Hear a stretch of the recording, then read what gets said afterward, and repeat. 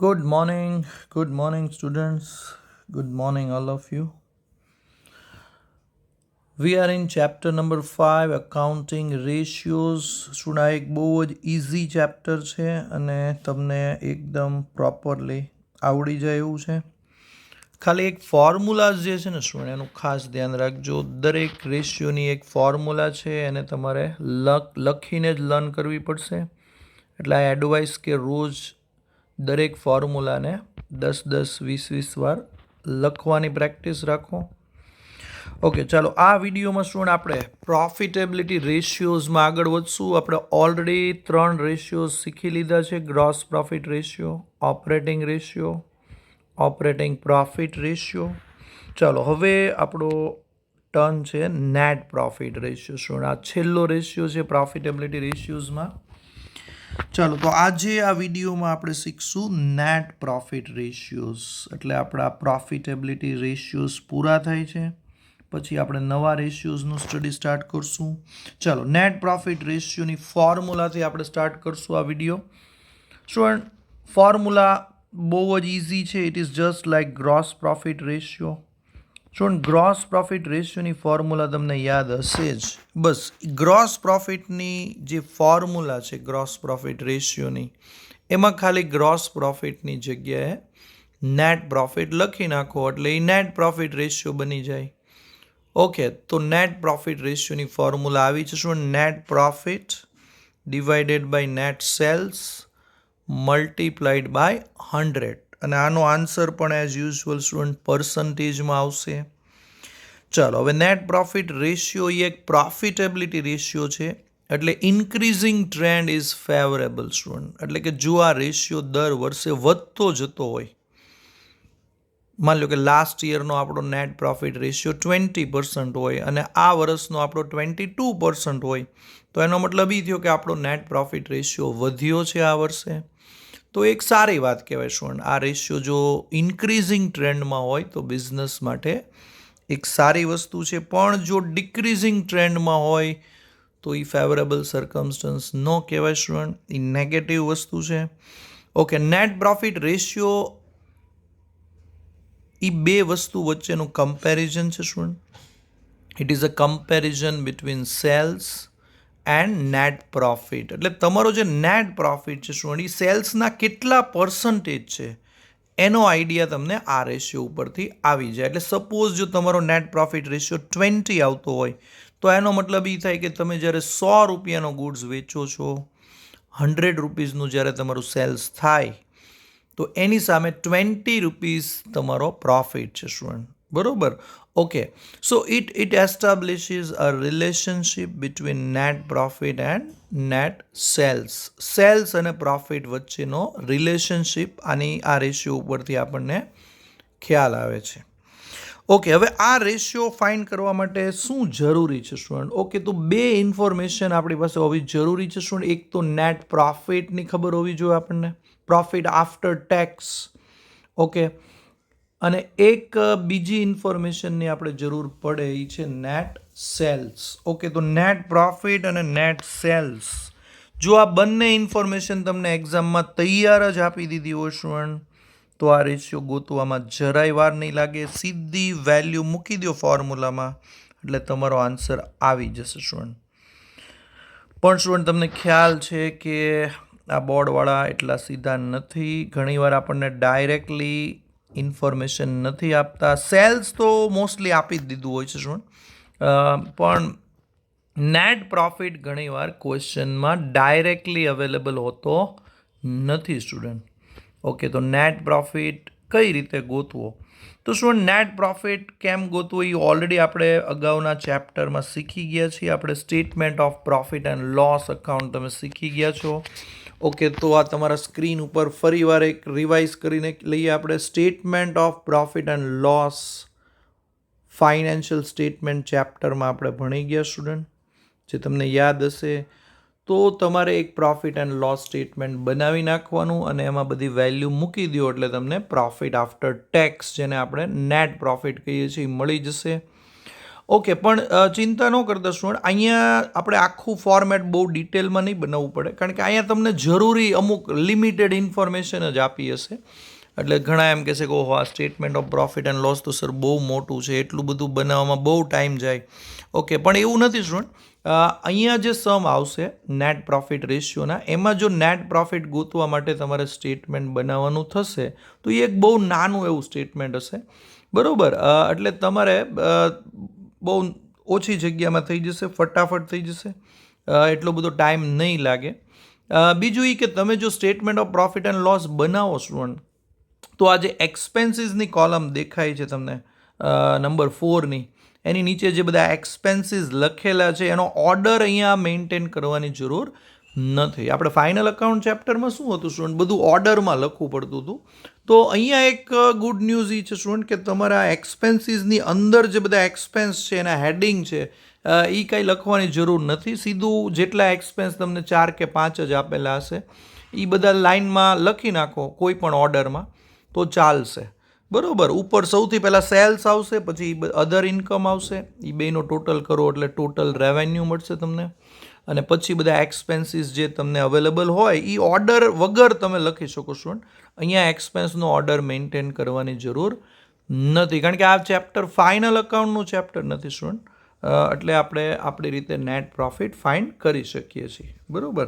Okay, અને net profit મળી જાય સ્ટુડન્ટ એટલે પછી એને તમે મેઇન ફોર્મ્યુલામાં મૂકી દો. અહીંયા જે પ્રોફિટની લોકો વાત કરે છે એ ટેક્સ માઇનસ કર્યા પછીનો પ્રોફિટ છે સ્ટુડન્ટ.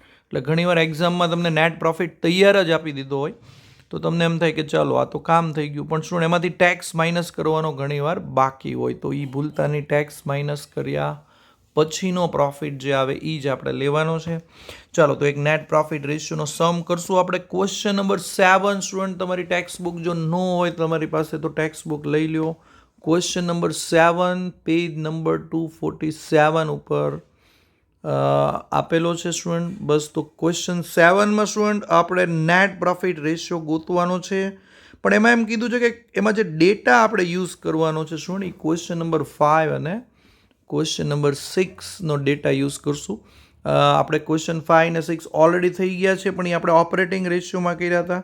હવે આપણે એ જ ક્વેશ્ચન ફરીવાર સોલ્વ કરવાનો છે, પણ આપણે નેટ પ્રોફિટ રેશિયો ગોતવાનો છે સ્ટુડન્ટ.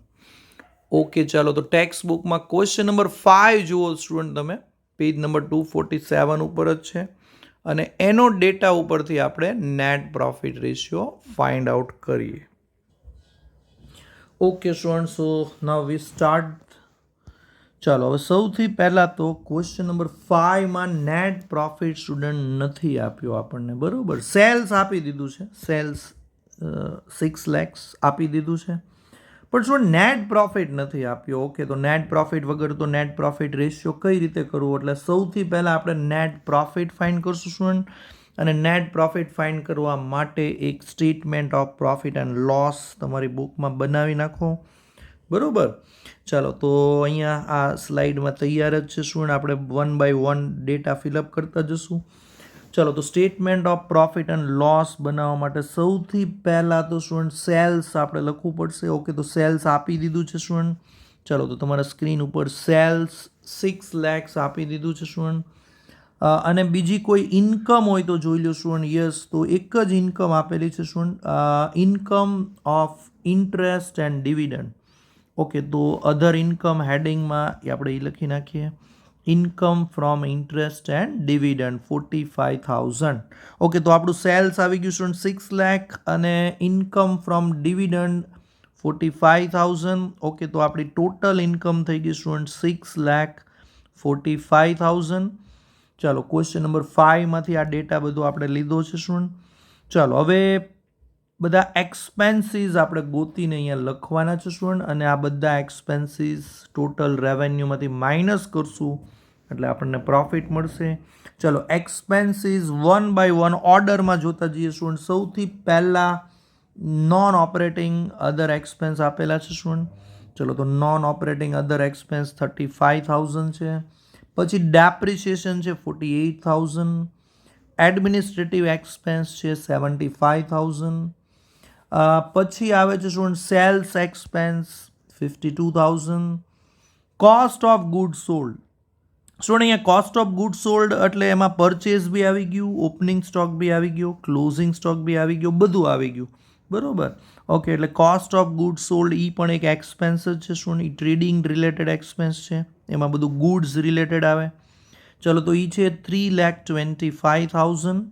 અને લાસ્ટ એક્સપેન્સ છે સ્ટુડન્ટ ફાઇનાન્શિયલ એક્સપેન્સ 85,000. સ્ટુડન્ટ આમાં મેં અગાઉ કીધું તમને કે આમાં કોઈ ઓર્ડર મેન્ટેન કરવાની જરૂર નથી. જેટલા એક્સપેન્સ હોય એ બધા તમારી રીતે કોઈ પણ ઓર્ડરમાં તમારે લખી નાખવાના, બરાબર. ઓકે, આપણે ખાલી એક્સપેન્સ કેટલા છે એ જ જાણવાનું છે. ચલો, તો આ એક્સપેન્સીસ જે તમને દેખાય છે એ બધાનો ટોટલ કરી નાખો કેલ્ક્યુલેટરમાં. યસ, તો આ ટોટલ એક્સપેન્સ આવી ગયા આપણા સ્ટુડન્ટ 6,20,000. ઓકે, તો આપણી ટોટલ ઇન્કમ છે 6,45,000 અને આપણા ટોટલ એક્સપેન્સ છે 6,20,000. હવે બેનો ડિફરન્સ કાઢો એટલે આપણને પ્રોફિટ બિફોર ટેક્સ મળશે સ્ટુડન્ટ. ચલો, તો પ્રોફિટ બિફોર ટેક્સ તમે કેલ્ક્યુલેટ કરો તો એ આવે છે 25,000. સ્ટુડન્ટ 25,000નો પ્રોફિટ આપણને આવ્યો, પણ એમાંથી હજી ટેક્સ માઇનસ કરવાનો બાકી છે સ્ટુડન્ટ. તો તમે ટેક્સ બુકમાં જો 30% ટેક્સ આપેલો છે. ચલો, તો એ 30% માઇનસ કરો તો આના 30% થાય છે 7,500. ઓકે સ્ટુડન્ટ, તો 25,000માંથી 7,500નો ટેક્સ માઇનસ કરો એટલે ફાઇનલી આપણો આન્સર આવી જાય છે પ્રોફિટ આફ્ટર ટેક્સ. ચલો, તો પ્રોફિટ મળી ગયો 17,500. ઓકે સ્ટુડન્ટ, ચલો તો પ્રોફિટ આપણને મળી ગયો, નેટ પ્રોફિટ મળી ગયો. ચલો, તો નેટ પ્રોફિટ છે 17,500 અને સેલ્સ ઓલરેડી આપેલું જ છે સ્ટુડન્ટ 6 lakhs છે. બસ, તો આ બે ઇન્ફોર્મેશન નેટ પ્રોફિટ રેશિયો ગોતવા માટે ઇનફ છે. ચલો, તો નેટ પ્રોફિટ રેશિયોની ફોર્મ્યુલા લખી નાખીએ. Net profit ratio is equal to net profit divided by net sales multiplied by 100. Okay, તો નેટ પ્રોફિટ છે 17,500 divided by 6 lakh into 100. Okay, તો આપણો ફાઇનલ આન્સર શું આવે છે 2.92%. ઓકે સ્ટુડન્ટ, તો આ ક્વેશ્ચન નંબર 5 પૂરો કર્યો આપણે. નેટ પ્રોફિટ રેશિયો બહુ જ ઇઝી છે સ્ટુડન્ટ. ખાલી એક જ પ્રોબ્લેમ એમાં એ છે કે નેટ પ્રોફિટ ગોતવા માટે તમારે એક statement of profit and loss બનાવવું પડશે. ઓકે, પણ મેં કીધું એમાં એટલું અઘરું નથી જેટલું ચેપ્ટર 3માં આવતું હતું. આ બહુ ઇઝી પ્રોસેસ છે. ચલો, હવે આની જેવો જ એક ક્વેશ્ચન છે સ્ટુડન્ટ, એ તમારે હોમવર્કમાં ટ્રાય કરવાનો છે. ક્વેશ્ચન નંબર 6 જે છે એમાં બી નેટ પ્રોફિટ રેશિયો આ જ રીતે ગોતવાનું છે. તો આઈ એમ શ્યોર કે તમે એ હોમવર્કમાં કરી નાખશો. અને એક ઇલસ્ટ્રેશન 10 છે સ્ટુડન્ટ, એમાં બી નેટ પ્રોફિટ રેશિયો ગોતવાનો છે. ચાલો, તો આ બંને સમ તમે કરી નાખો, પ્લસ તમારી પાસે જે પેપર સેટ છે એમાં બી જેટલા નેટ પ્રોફિટ રેશિયોના સમ હોય સોલ્વ કરી નાખો. ચાલો, તો આ વિડીયો અહીંયા પૂરો થાય છે સ્ટુડન્ટ. આપણે આની પછીના વિડીયોમાં નવો જ રેશિયો શીખશું. Okay student, take care.